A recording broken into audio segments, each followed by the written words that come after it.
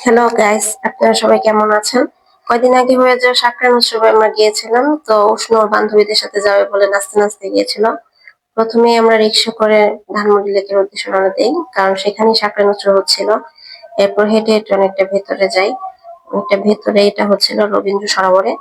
তো এইখানে এসে দেখি আমরা তো বিরাট মেলা। তো এখানে অনেক রকমের দোকানও বসেছিল, জুয়েলারি, কেক, তারপরে অন্যান্য আরো কিছু। কিন্তু এখানে আসার পর উষ্ণ মনটা খারাপ হয়ে যায়, সে কান্নাকাটি করে, কারণ তাকে বকা দেওয়া হয়েছিল দুষ্টামি করার জন্য। এরপরে আমরা ভিতরে যখন যাই তখন দেখি নানা রকম পিঠার দোকান। নানা রকম পিঠা সেখানে ছিল, পাটিসাপটা, পুলি, ভাজা পিঠা এবং নানা ধরনের কেক। এছাড়া বিভিন্ন আচারের দোকান ছিল, কাশ্মীরি আচারের দোকান।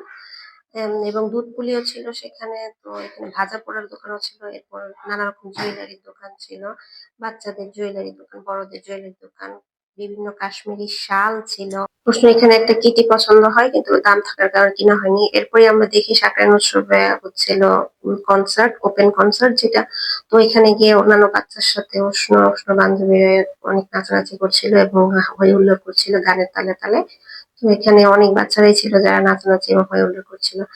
এরপরে অনেক লোক এসেছিল এই ওপেন কনসার্টে। এরপর আমরা ওখান থেকে বের হয়ে যাই। বের হয়ে গিয়ে ওদের খিদে লেগেছিল বলে ফুচকা খাওয়া হয়। তো ওরা সবাই ফুচকা খেতে চেয়েছিল বলে ফুচকাই খাওয়ানো হয়, পিঠা খাওয়া হয়নি।